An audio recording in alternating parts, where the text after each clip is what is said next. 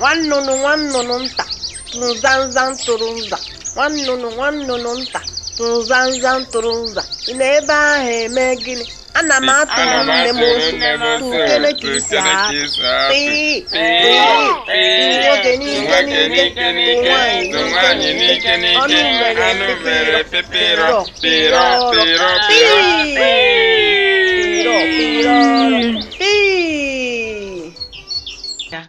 E nwere akụkọ m ga-akọrọ unu kọrọ anyị ka obi dị anyị mma.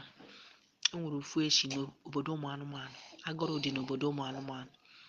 E wee nwee ebe a kpọrọ ha ka ha bịa ọgbakọ. Si na ọ bụrụ na ha na-eri nri, onye ọbụla mere so maka ose juru na nri ahụ.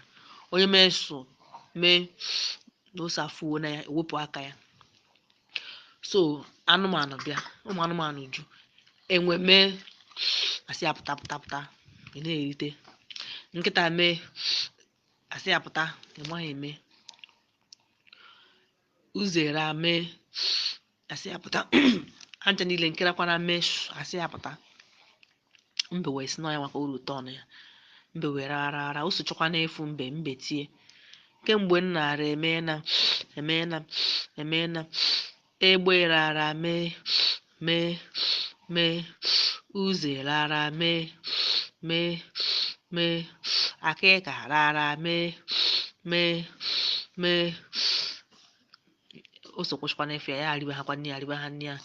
O sofukwana mbe gị tie. Kamgbe m nara emeena nkịta ra mee ewu ra mee.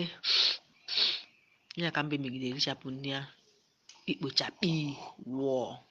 Onye kwaturu ụdara bịa biko nyenụ m enwe nne kwaturu ụdara ya biko nyenụ m.